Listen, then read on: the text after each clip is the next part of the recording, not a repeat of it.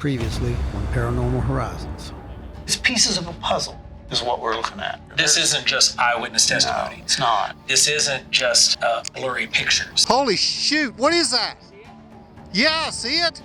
John Keel was under the impression that these things were alive and intelligent and aware of him. What the heck is that thing?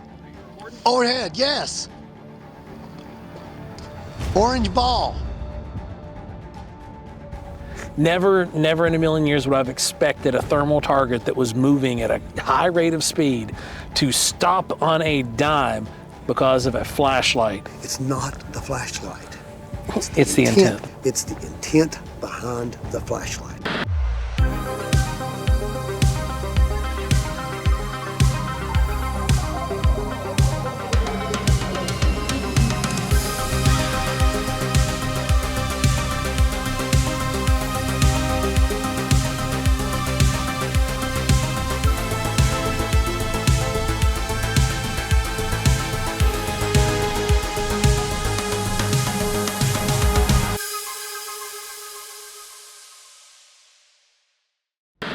Our search had seemingly led us full circle.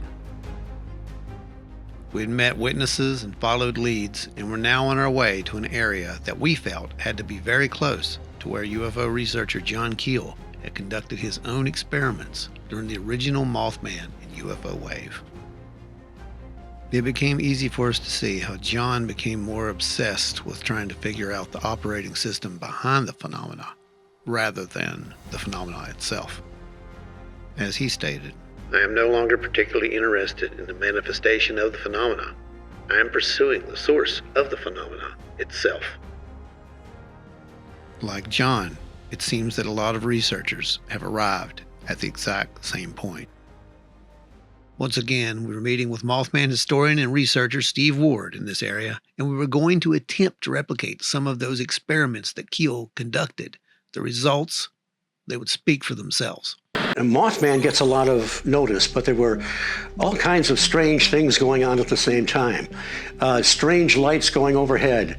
Sometimes they were just sort of blobs of light. Other times they seemed to take a form of something solid and metallic. The TNT area became so jammed with cars that you had people that literally brought in shotguns and bow and arrows thinking they're going to bag themselves a Mothman.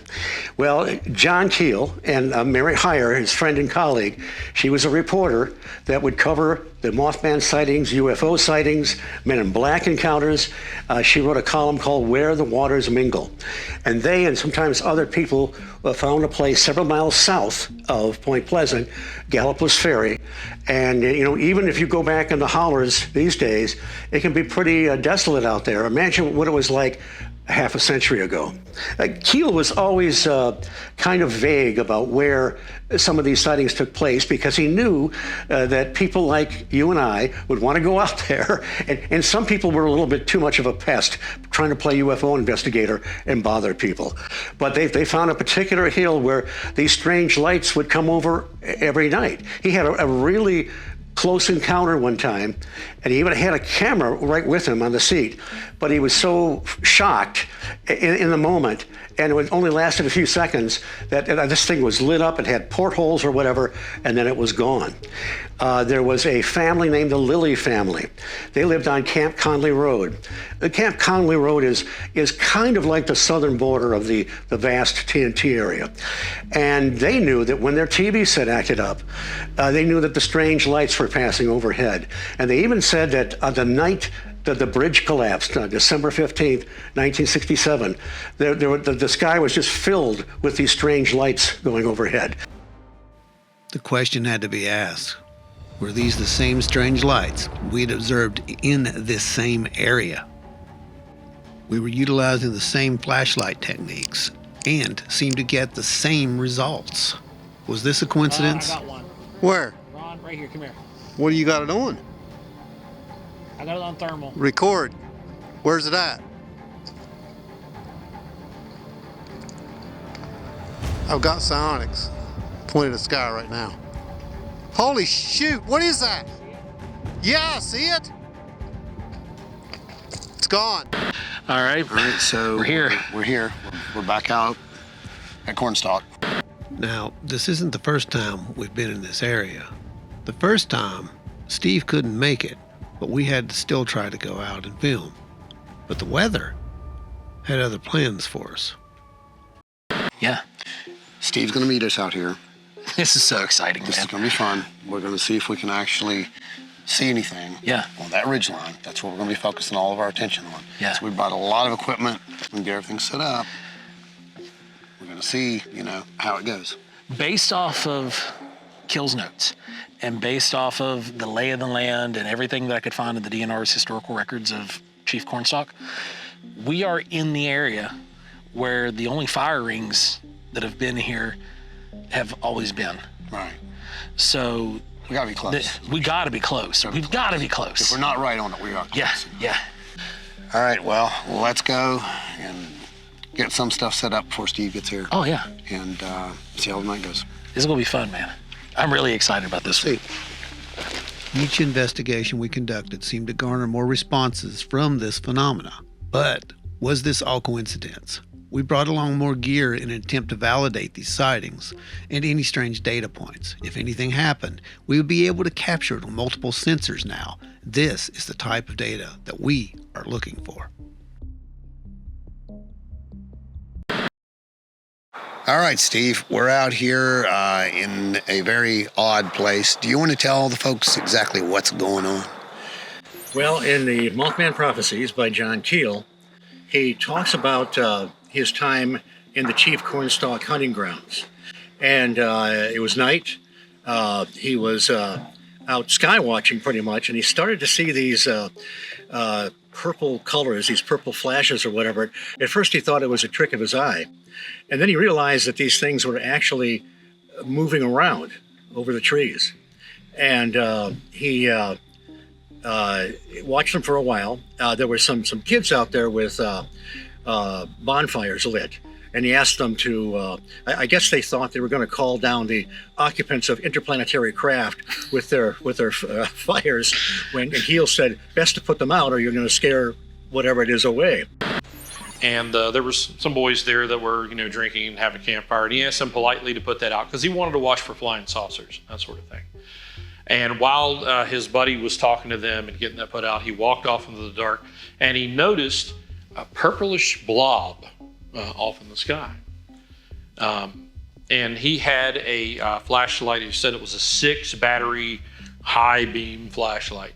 And he shone it up at the purplish blob and it went up and out of sight. He's like, that reacted to me. So the next night, on April 1st, yes, April Fools comes to mind, but on April 1st, he came down there with Mary Hire, and he needed a witness. And this night, they saw a red light, and she was able to confirm that when he shone the light at it, it reacted. It moved away. And now in the book, he talks about how he got a closer look at them. But in one of his lectures, he talks about how they actually came down and they circled him, like they were some kind of a living being or whatever. So they several of them, these purple blobs or whatever the heck they were, circled Keel. It makes me think of the work of Trevor James Constable, who his first book was called They Live in the Sky. And he supposedly got photographs of with infrared photography of living creatures. John Keel was under the impression that these things were alive and intelligent and aware of him, and they just left. So I don't think he ever saw them again. But now, and also he, from his vantage point, he saw a howler all lit up kind of in a purple glow. And he thought, that's odd. And the next day, he talked to one of the farmers in the area, and he asked him if he'd ever seen something like this before. And he said, yes. And he said, he stays the hell away from it because his dog ran into one of the forests when they were glowing purple and never saw it again. So that's just one of the many experiences Keel had. There were all kinds of bizarre lights passing overhead this area at that time period. Some just seemed like blobs of light. Others, it was suggested that they were actually some kind of a metallic craft. He had a very close encounter with one in a holler, and it caused his eye burn, conjunctivitis. And it was one of these deals where he had the movie camera right on the seat next to him, and he didn't even think about picking it up. So, and which is a very common experience for so many. But it's been quite a while since I've been here. The last time I think I was here was years ago with Rosemary Ellen Guiley and a group of us. We were, she was doing some work on a book that she was going to publish on the Mothman. And there was one other night I came out with Rosemary and some people. Somewhere along Chief Cornstalk Road, there was kind of a little bit of a clearing we could pull off, and we just stayed there and did a sky watch. Nothing significant happened, but this is a very, very strange area. Well, Steve, we wanted to bring you out here with us because we've had a rash of recent sightings that have popped up across the river and on this side of the river within a 5-mile radius of where we're standing right now. Shortly after releasing some of the data about the strange orbs in our area, we got another lead on a very interesting site, very close to where we were now. So when you're seeing these things show up, like what kind of, where, I know you're saying you're looking out this way, but what general area are you normally seeing? From here, it's just, it's hard for me to gauge distance, but like that far above the tree line if I close one eye, so maybe 100 feet up. Okay. Sometimes they're in the trees though. They come in the trees and they'll come up, and sometimes they'll come this way. You can see them, they get bigger. It's hard to say if they're coming closer or if they're just changing their size or just getting brighter, but it definitely feels as if they're coming out. Also, they're a little bit interactive. The night I was just being silly and I flicked our porch lights on and off. They came closer, they tripled their numbers, and then later I thought I saw a shadow figure in our yard, just about where we're standing. It ran from east to west. That was the first time I'd seen a change in the activity. Up until then, it had only been the lights. And they stay from this barn on the west and they head to the northwest corner. Is it in that area? Right around in that kind of elevation zone? Yeah. Okay. So you've seen them actually below the horizon in that tree line? Through the trees. So they have kind of above the trees, above the ground in the tree line? Yeah. Okay. I got you. Okay. Sometimes they would come up out of the trees, and then I've also seen them just drop straight down into the trees. Oh, wow. Well, we've heard that before. Yeah. Yeah, we have. And now what's interesting, too, about the direction that we're looking right now, that is, if we were looking at a map right now, we're looking the exact same direction we were in last week. Right. What is the nature? What do these things look like? Just lights, or They're glowing lights, and they're changing colors. There's purples, there's reds, there's yellows. It's the same. It's very reminiscent. Sounds the same. Very reminiscent of just what like John the Keel good was old days in Point Pleasant, West Virginia? I've got one for you. Exactly. Speaking of Point Pleasant, this is from one of the previous expeditions we did out there. Yeah. And it was near the old power plant area. So we went out there and we set up our equipment, and we were taking some shots of the sky. We did a couple of the flashlight experiments. This is what we got. You're gonna like this one, Steve. This is one of the things we got. And where was this seen? This was literally over the old North Power Plant area. Wow. Yeah. And that's not too far from Camp Conley Road, which No, is it's not. more or less, Camp Conley Road is more or less the southern border of the McClintock Wildlife Area. And that was where the Lilly family experienced all kinds of bizarre incidents, lights, interference with their electronics, apparitions showing up in the bedroom, and so forth. Well, I say, based off everything we've got, that we go ahead and we start setting up base camp set up. and start watching the sky, because we're about to hit that sweet spot that we've had on the other end of the state and in various other locations. Let's see if we see anything. Well, I would be excited to see that, because I'm the guy that virtually experiences nothing. I had one weird experience I won't bore you with now, but I would, hopefully I will be able to contain myself if I see something. Well, we have a cache of toys. So let's that we're gonna pull play some with. stuff out and set it up, and Very good. let's see if you can see anything this time. You'll be the first to know.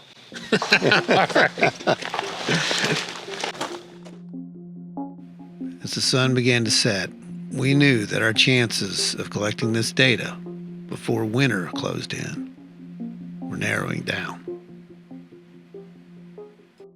Okay. Yeah, we'll get a base out that way.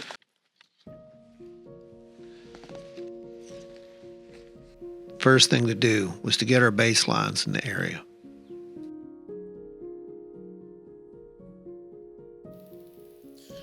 Okay, so I'm out here taking some baseline readings. I want to get a good base on, the microwave and background levels and our radiation levels, etc. So far, there's a little bit of a 31 CPM spike that happened right there, but it hasn't happened again, so I'm not going to be concerned with that. Looks like average here is about 18, and we are somewhere around, I'm going to call it 1.4 milligauss total. If we go above 1.4 milligauss, we'll get excited, but unless we do, we're not going to. Microwave, anywhere from 0 to 0.021 seems to be about right. So anything above that, we'll get excited about. Right now, everything looks pretty good. Time to head back over there and start looking at the skies. We got our baselines. I want you to check your radiation, see where you're at. It's 10 and 14. Okay, so over there, your radiation is about 25. I'm at 12. 25 over that way, and 31 was a high, and that was somewhere around in there. But that just popped up and went back down, so it wasn't anything exciting. Yeah. Not yet. Wasn't anything exciting yet. Not yet. So here's our bases.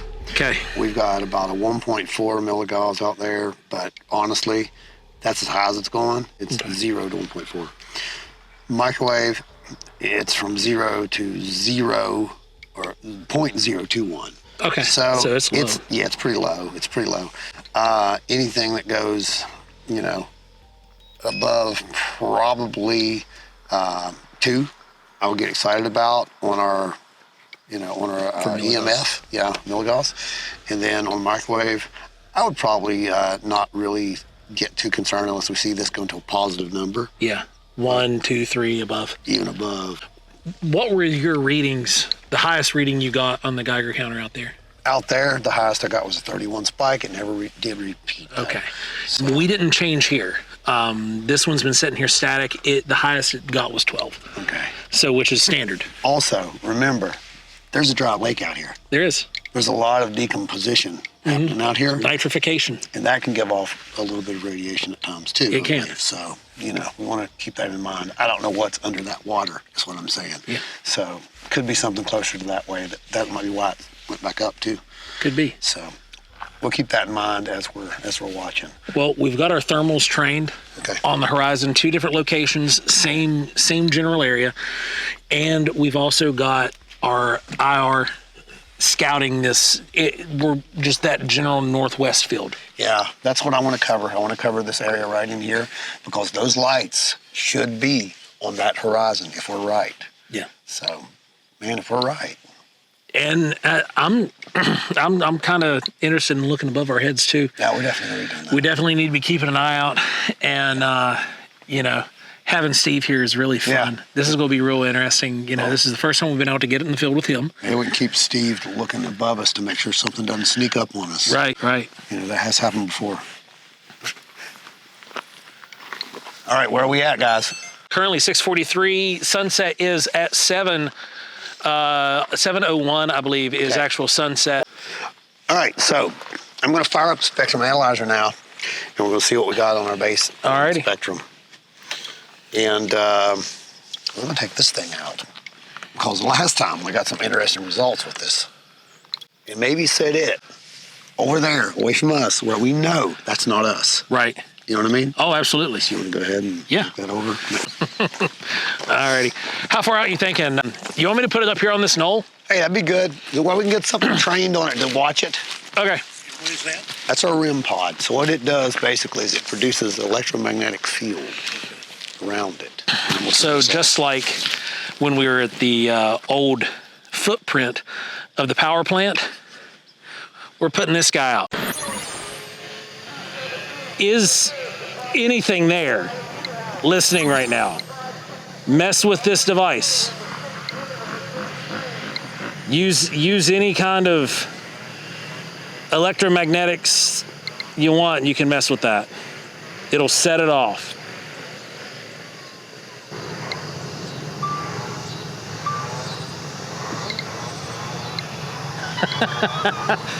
Okay. You know what? I want you to stay up here and film back that way. Because there might be something around us we don't know. Right there? Hey, did that come on? Yeah. All right, stand back. Now,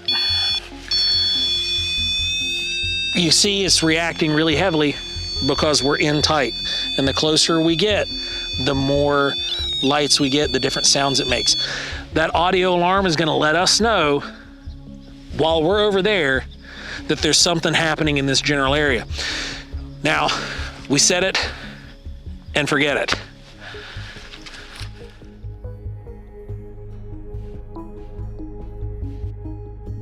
Maybe. That's Venus right there.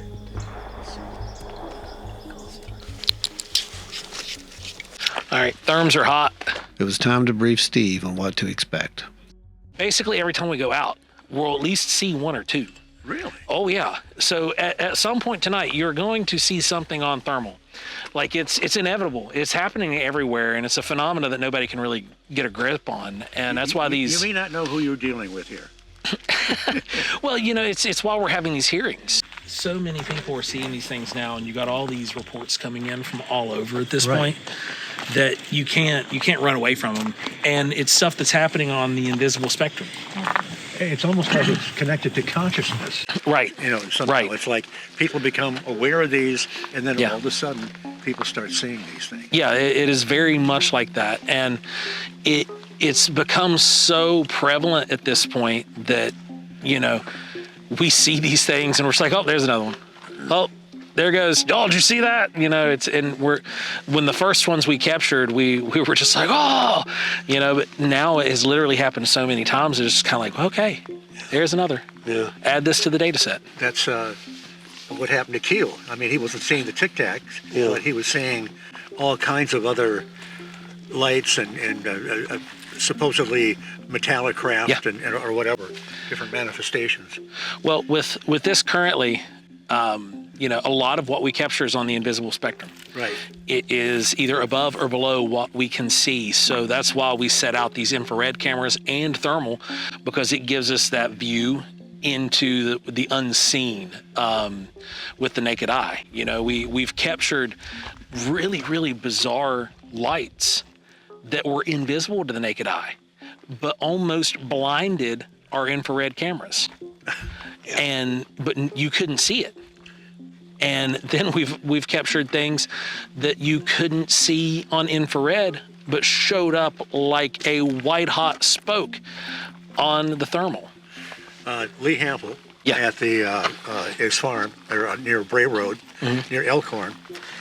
He sent us a video. Of course, he's captured all this bizarre stuff, strange lights refracting, deer carcasses disappearing, strange footprints, you know, starting nowhere and ending nowhere. But he showed us this one video. It was on infrared, and it was just aimed at a part of his farm. Nothing is going on. But when he played back the tape, it was like there was a fire there with smoke coming up and sparks from the wood or whatever was burning. Wow. And it was just, I mean, it was bizarre. But there was absolutely nothing in real space. That's unreal. But that's exactly why we deploy these techniques. Yeah. We're getting about that time. All right, let's start watching. All right, let's start doing it.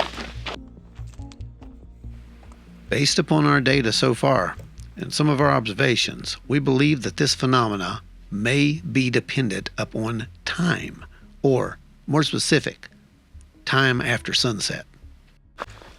And it wasn't long after starting to scan the sky that Joe acquired a thermal target.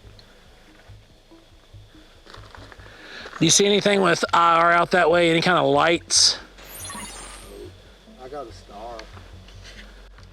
Okay, because this won't see stars. There's a star and there's a plane way up. I just lost the plane. Do you still see the plane? No, it went over the horizon. Oh, okay. Whatever Joe had seen on thermal, I did not pick up on our psionics collared night vision. All I could see was an aircraft on the far off horizon in the opposite direction and lots of stars.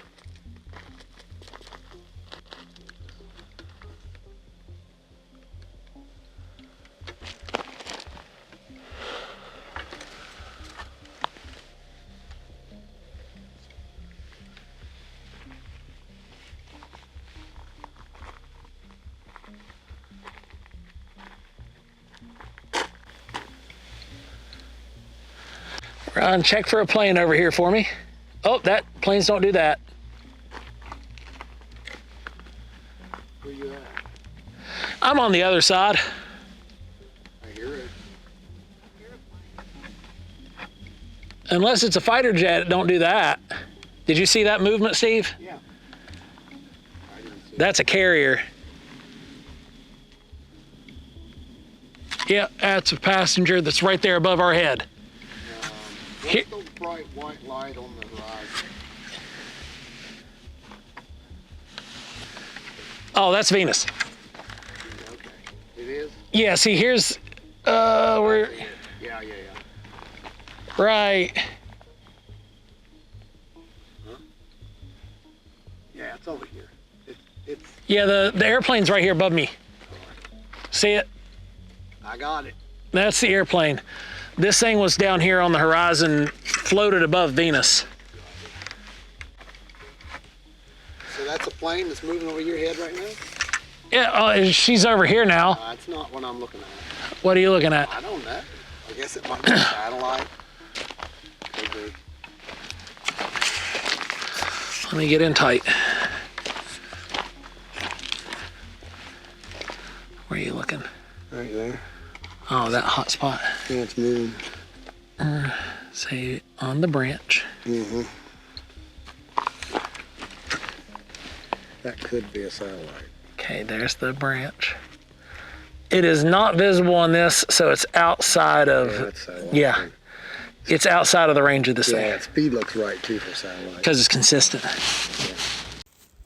Now, satellites are pretty easy to tell. You're looking for a consistent speed and a consistent direction. They will not change directions, and they will not speed up or slow down. They will also not show up on our thermal.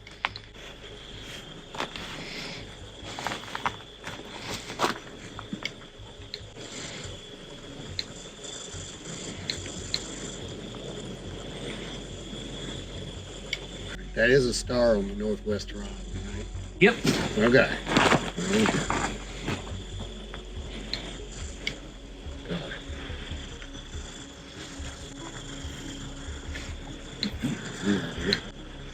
Got a plane coming from the northwest, two of them, two flashing. Nothing spectacular going on out there. Copy that on the plane.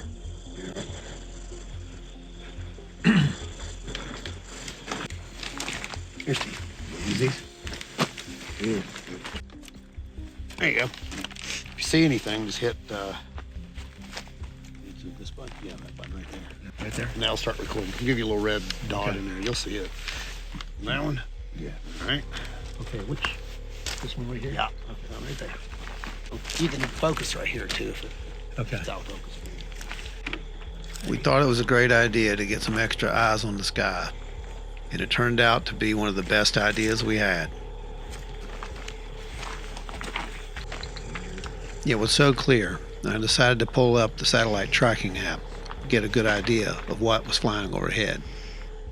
Yeah, there's a lot of bright ones over that way. Yeah. Yeah, I can see a lot of bright ones over that way. Venus is coming up right behind us. Oh, it's just a solo satellite. There were multiple satellites showing up on the tracker, but some satellites don't show up on the tracker, and this is important to remember. So they're below the horizon. They'll be coming up. However, what we experienced next was definitely not a satellite.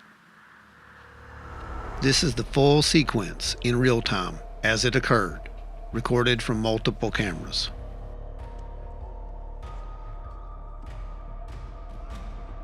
It's fine.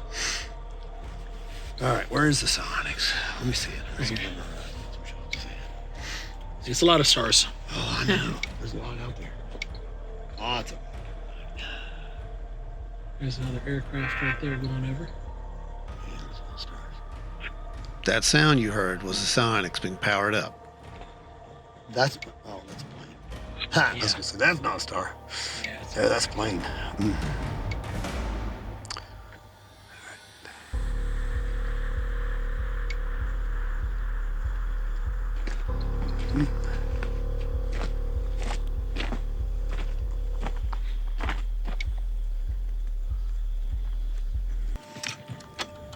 That's not one, guys.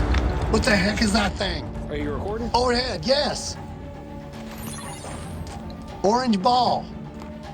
It's directly over top of us, by the way. What in the hell is that? I got nothing on thermal. Oh my God. Yep, I still got nothing on thermal. I was recording. We got it. Whatever in the world it was, we got it. Want me to do some Morse code? May as well give it a shot. Because what I just saw is going to blow your mind when you see it. Yep, that was invisible on the thermal. So it was only infrared. It wasn't a plane either, dude. That's one of the craziest things I have ever. A plane would have shown up on thermal. I have never seen anything like it. Yeah, a plane would have shown up as a thermal target. And I was getting nothing on thermal. Whatever it was came over our heads and sit right over top of us for just a second. It spiraled away. And That's went over what that the way. one on the horizon did earlier that Steve was watching. It's the second one that did the same thing. Okay. See, this is that's the aircraft right now, and I've got a thermal target on it. That's an aircraft. You can see how slow it's moving. Yeah, I see the aircraft. I got it on visual too. But I had nothing from what you were seeing on thermal. Dude, that was crazy. That was absolutely crazy. Yeah, so that's the same exact pattern. It made a circular loop, right? Yeah. Like it was a large circle, like in the field of view. If I had to tell you what I thought it looked like a drone that was just faster than anything we've got to play with. Okay. That's what I would describe it as. Like it came over this way, circled that way, and went back over that way. Like it came and sat over top of our heads for just a second, and it was like, okay, I'm out. This UFO only appeared on our Sonics full color night vision camera. Joe was not able to see it on a thermal, and Steve could not see it on second generation night vision binoculars. We decided to get the footage looked at by some of our peers, and they suggested we release it immediately. Stan Gordon agreed to join us for a quick video on our channel where we went over all the data surrounding the sighting. We got Stan Gordon to come on and take a look at it. He looked at it, and these are his words on it. Well, Ron, thanks for sending over the video. It's very, very interesting to me.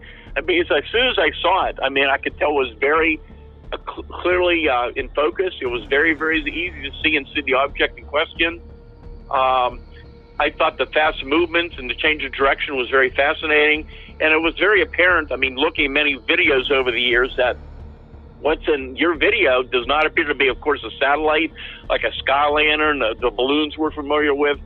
And, of course, there's many other things we can rule out very easily that they're quite often the source for some of the UFO reports that come in. So I think it's very, very fascinating, and especially the object in particular because it's so clearly defined. By all definitions, this was a UFO. It exhibited unusual speed and maneuverability, and the way it departed at the end in a flash of blue-purple light brings up many theories about some of the observations that not only Keel made, but observations which have been made in government documents theorizing the behaviors of such phenomena at times. This sighting remains a mystery, but it would not be the only strange thing that we encountered this night. And we got no radiation off of that either.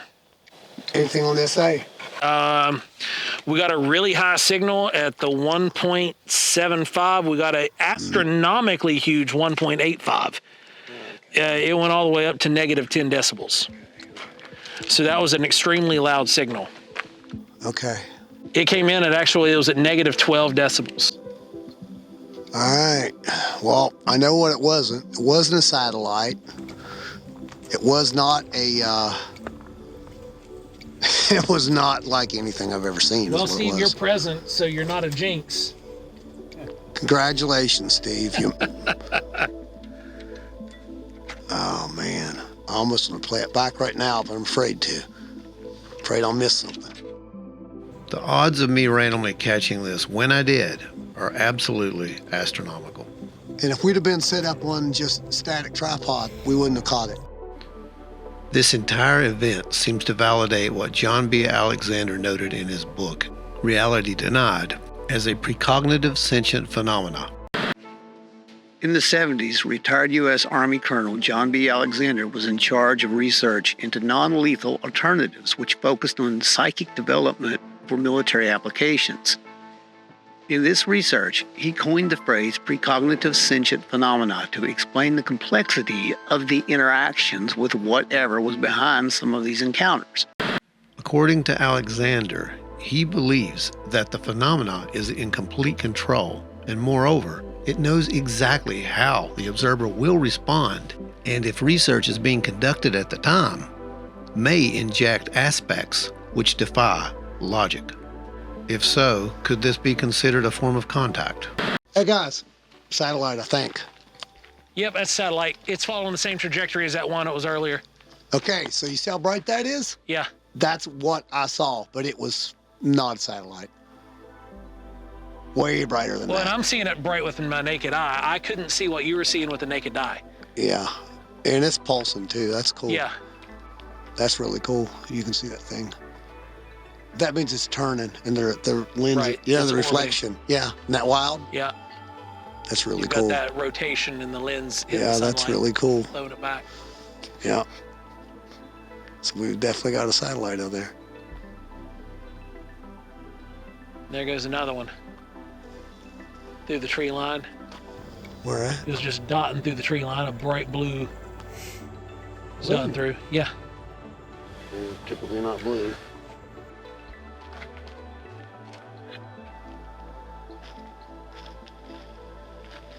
I do see a light back there, though. Yeah. I can't see it now. I see a light. I think it might be a plane coming over. We're going to find out here in a second. I think it's a plane, though. Let me get on you. Wouldn't get too excited. There's something flashing over that ridge line. Behind that tree now, that's directly in front of us. I don't see the light now. Where did All it right, go? Ron, look. Where did it go? I want you to look at the therm. Look at the tablet. I got it. Go ahead. What are you seeing? I don't know what that is. Are you recording? Yeah, you're recording. Yeah, I'm recording. What is that? I don't know, just moving real weird. All right, I'm on it. Straight up overhead? Yeah. Yep. On top of us, just like that last one did. Wait, I got a plane. I've got a plane with a contrail. Somebody look at Ron and look at me. All are in totally different sky. Okay.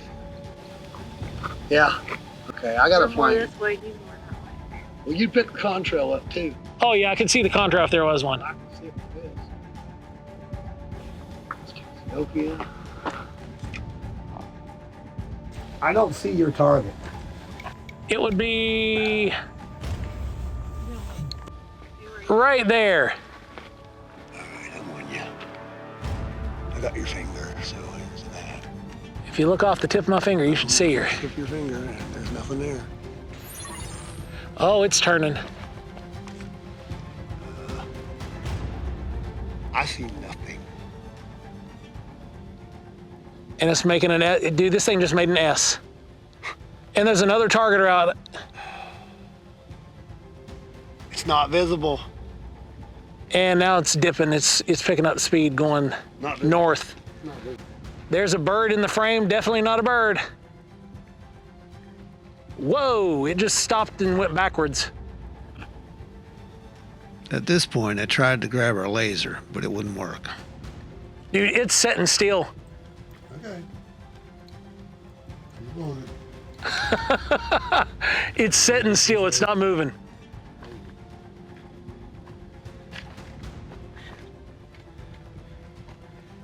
There goes. It just moved. Oh, it's scooting. It's scooting. It's moving at a pretty good clip at the moment. Oh. Hold on to it.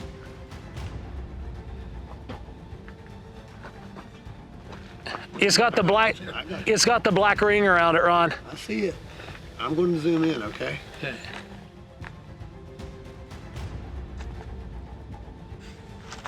What is that?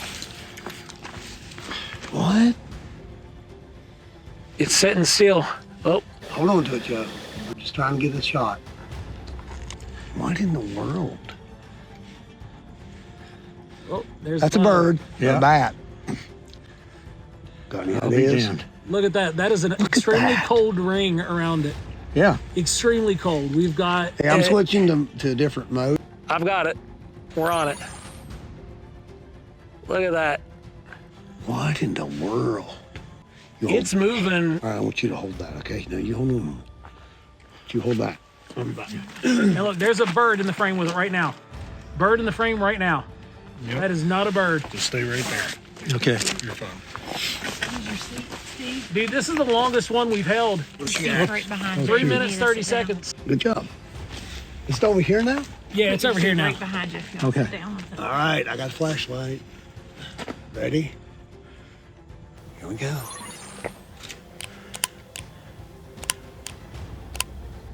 It stopped. What do you mean it stopped? It stopped. When I did that? It's standing still. You confirm that? Yep. Hit it again. It is not moving. Object is static. You getting this on camera? And just when we thought we'd seen everything, whatever this was, upped the game. There's a bird. That wasn't a bird.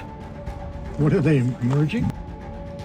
After shining the light, it seemed the object had stopped, but then something else occurred.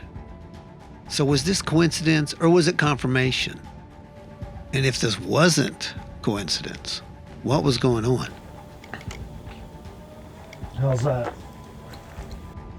Ron, this target's not moving. That don't make any sense. When you started hitting it with the flashlight, it quit moving. Stop. It's static. I haven't moved for over a minute now. And it has not moved. That's a bird.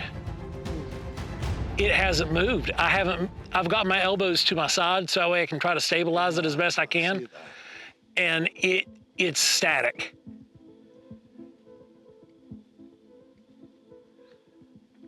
We're at 5 minutes that we've had this thing on. Can you see it with the naked eye? I can't see anything. Negative.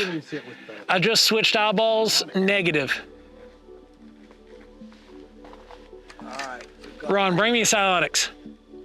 We're gonna go. We're gonna make our own homemade nods.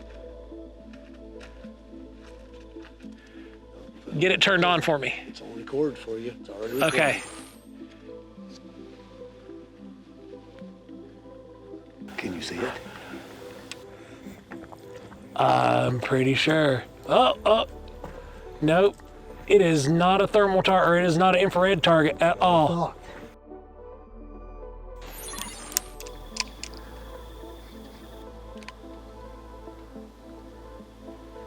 I'm using both eyes. Dude, there is a trail on this. Trail? Do you see that? Whoa, it's moving. Yep, I'm tracking. There's 3 flashes. I'm gonna do 4 flashes. All right, somebody here's the psionics. 4 flashes. Dude, that thing just yanked. If the light had something to do with it, I wanted to test this further. Could we get it to respond like John Keel did? Steve, are you seeing this? I know I'm answering for Steve.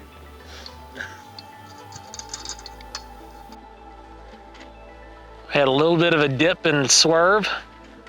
Yeah, this is a first for me.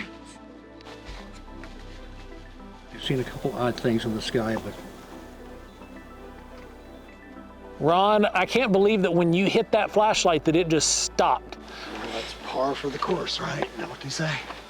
So now, like, would you hypothetically say that this thing's watching us now? Yep. We're watching it and it's watching us? Hypothetically, I would say that that red thing flew over and... Oh, we're moving. Yeah, no, we're still moving. Okay. 5. Oh, there's a... Keep in mind what you're seeing is happening in real time. And this is unreal. Adam, Holy crap. Check It just turned into 2 objects, just went into 1. Holy crap. Look at this thing going. I just saw it. It split. yeah, they split again. This thing's scooting. They made themselves 2 targets. They're probably thinking, we're going to give them a show. Dude, this thing's scooting. I'm keeping up with it. Where's the other thumb? Should be over there. I see it. We are moving.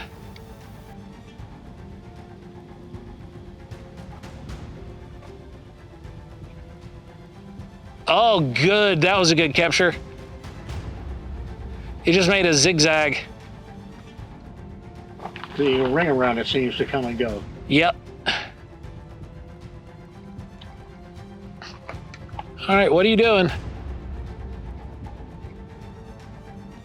Well, are you gonna do something else, or you're just gonna stand there and watch us again?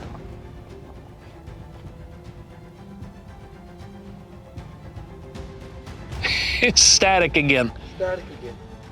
Was this thing really responding to what we were thinking? 9 minutes, 41 seconds. I don't see it. This does not feel like 10 minutes, guys. I don't. Am I the only one that does not feel like this has been 10 minutes? I'm with you. What? It's been 10 minutes since we've been recording this thing. No. According to my device, yeah. Time is it? You called it out. Yeah. So it's gonna be on the recording, maybe, Yeah, it'll be on the record. along with our abduction experience. All right, I got him finally. Is it moving? Yeah, it's moving. I see it. Yeah, I'm verifying that that's 2 thermals on this thing. And now it's dipping out. It's leaving us. Oh, that's fast. Jeez, Oh, that's fast. I lost it. Wow. It's gone. Oh, that was so fast. Faded out and then went behind the tree. Holy crap. That was awesome.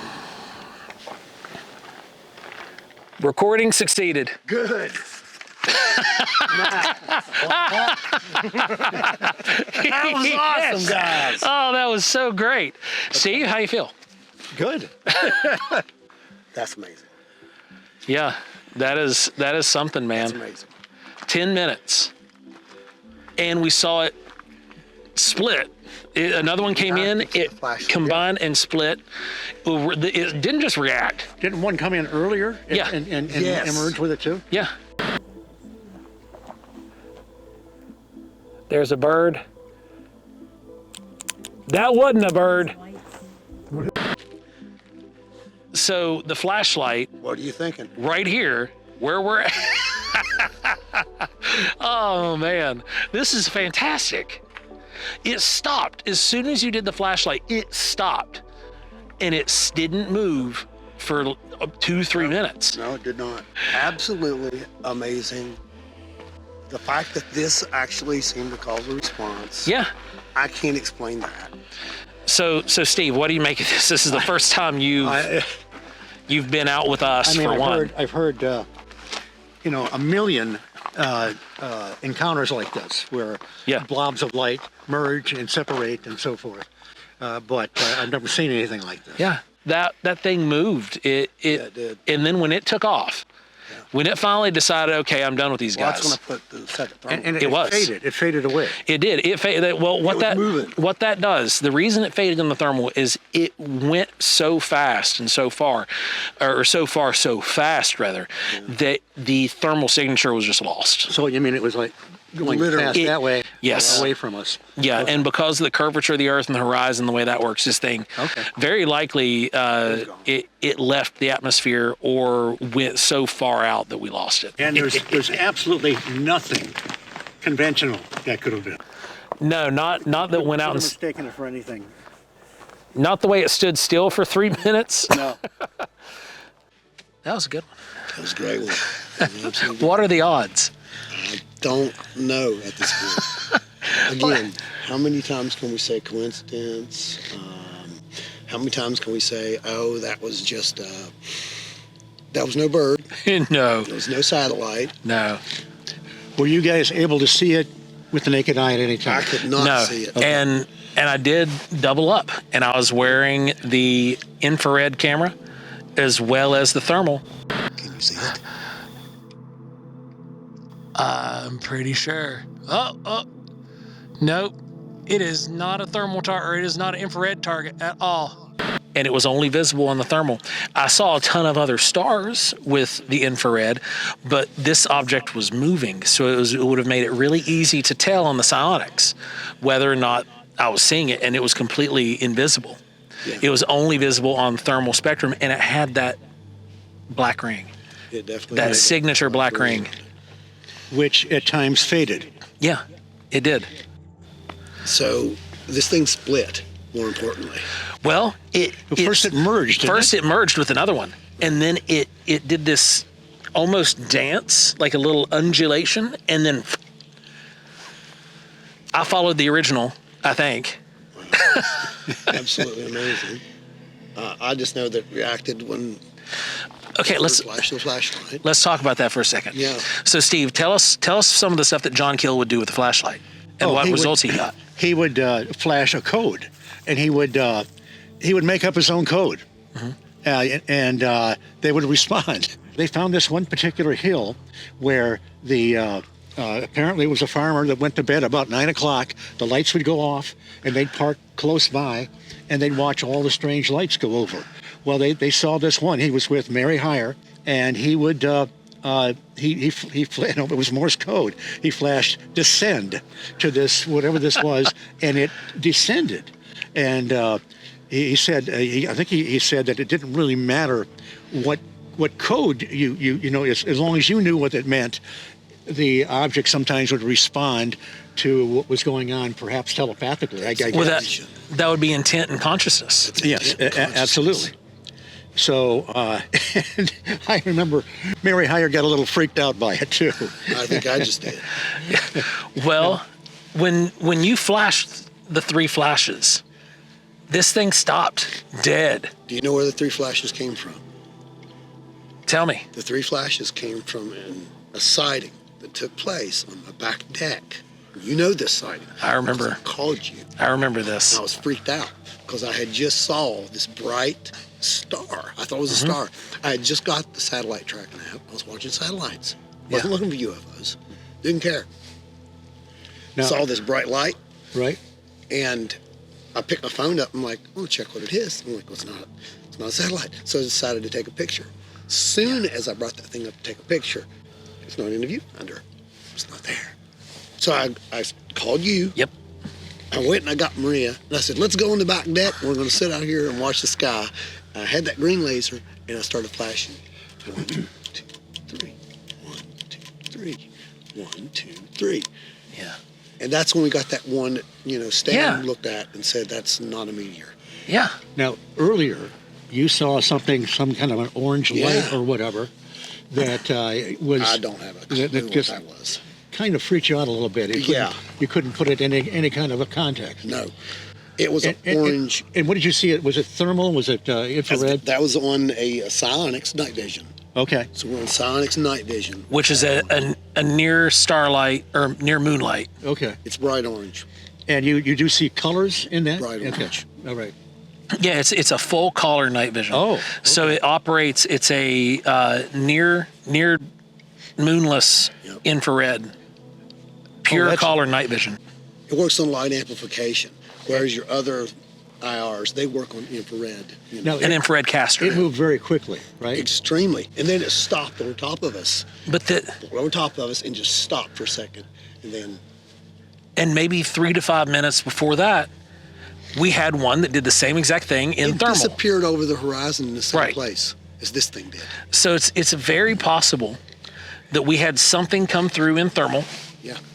Because it stood there and it did a circle. Steve got to watch it do its weird circle and then fly. Yeah. And then you turned back across the horizon. Then a few minutes later, you saw on infrared it come in, it danced around and took off over the horizon. And then moments later, another thermal target comes in, responds to the flashlight. We tracked this thing for 10 minutes before it left. Now, when you do the video on this, for my sake, you're going to have to put in the 2001 music, and have it build. Right? So, oh, yeah. Okay. Yeah. Make a special cut for stuff. You're right. But no, for real, that was epic. Oh. I could never imagine anything like this. No, it's unreal. This is also terrifying. You notice I'm laughing. Yes. So. Because this literally means, and we can be as skeptical as we want right now, and I am. I can't explain that orange light, and I cannot explain that target that you guys honed in on right there. That was. And when you guys told me that stuff happens to you guys every time you're out, people think this. I processed it and I thought, okay, they're credible guys. I believe them. But this is me we're talking about. But nevertheless, I got to see something truly spectacular. And imagine, John Keel, we think was out in this area when he saw the purple lights. Yeah. And look how bloody dark it is. Yeah. And can you imagine these things? First he sees them, there's this little flicker of purple light, and then they actually come down and they surround him. They spin around him and then take off. That's and you know what? Now I believe him. Yeah. I believed him before. Well, I can say I believe him based on what we just saw. The orange that came in and circled around, but it was up there, But then I'm starting to question now that blue light that I saw go through the trees. It never came out the other side. No, it didn't.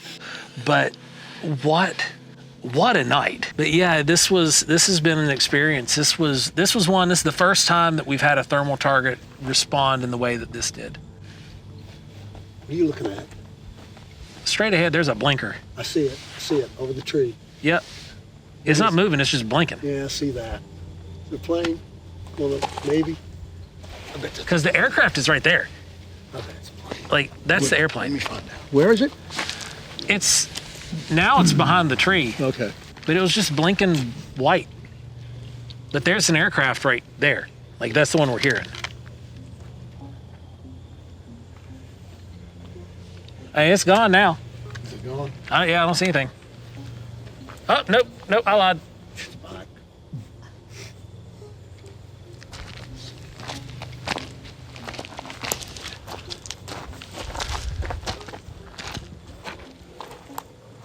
Huh. That's weird. What is it? Now it's gone.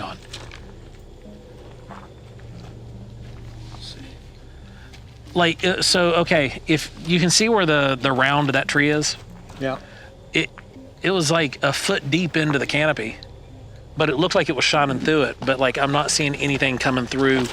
The reason I stepped over here to the left is because I moved a star that was hiding behind it. Visual.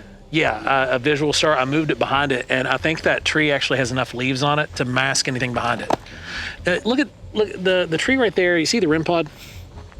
Yeah. We're gonna find. There's the REM pod. Yeah. Yeah, Ron, that tree still has leaves on it. There's no reason why it would have been shining through. Well, not where it was. Okay. Okay. But yeah, so this stuff doesn't happen every time. Right. We were out last weekend, and we got those photographs, but that we didn't realize those were there until after we processed everything and went home. Right.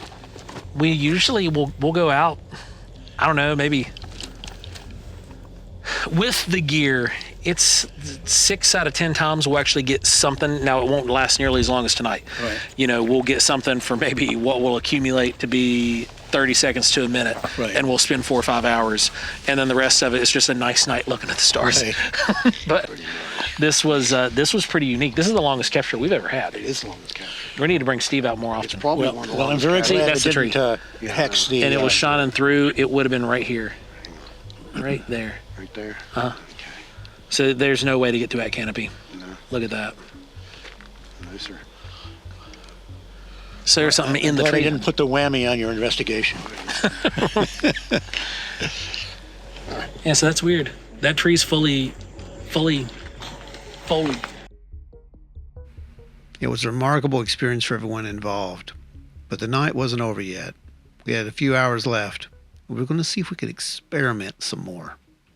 I don't know. Do it again. Call him back. You want me to go out and meditate? Sinking stuff when you flash. No, I was just thinking of what I did originally, the 3 splashes. And I'm look at our like, radiation. You were doing different numbers, so I didn't know if you were trying to like. Our radiation is like low. is it low? Yeah. No, I wasn't really thinking about that till later. I'm like, I just want to see something cool. Well, we saw We got something something cool. And that REM pod hasn't done anything all night. Nope, not at all. So that tells me that anomaly the other night Was something. was a true anomaly. When I said, hey, let's go.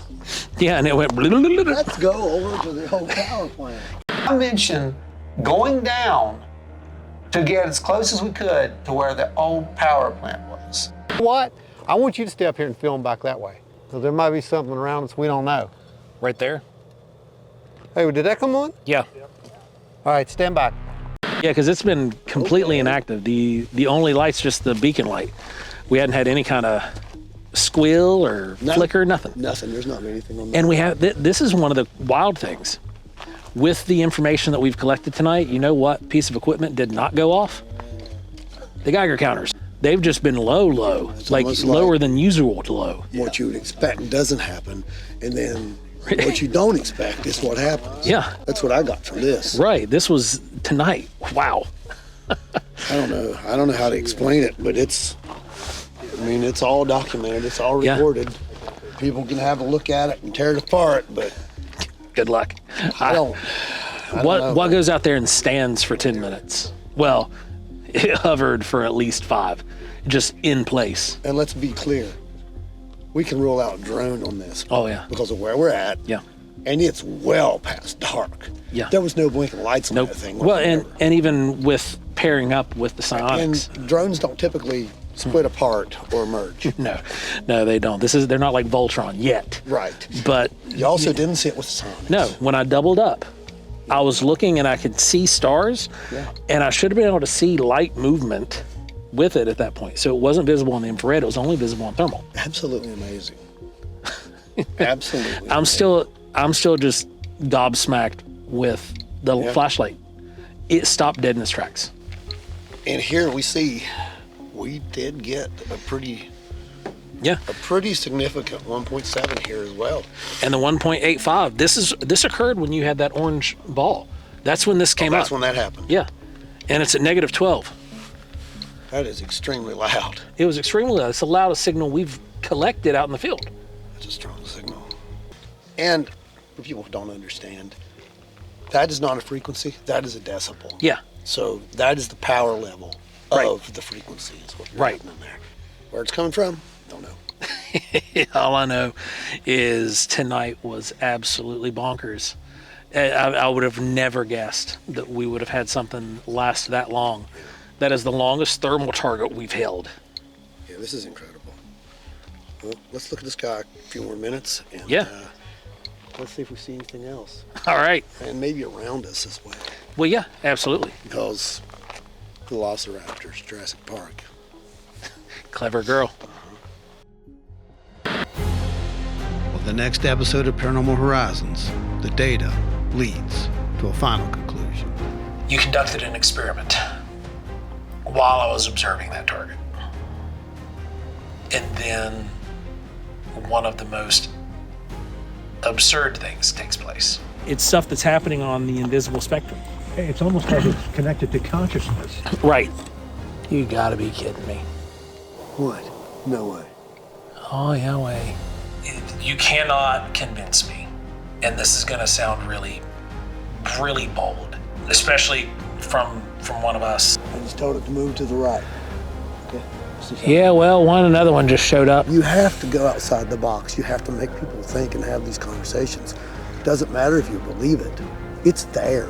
And Steve, this, being the first time he's been out with us, we wanted to get him out here to recreate some of these Keelian experiences and experiments. And you did.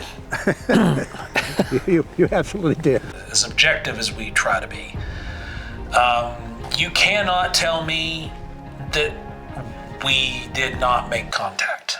Yeah.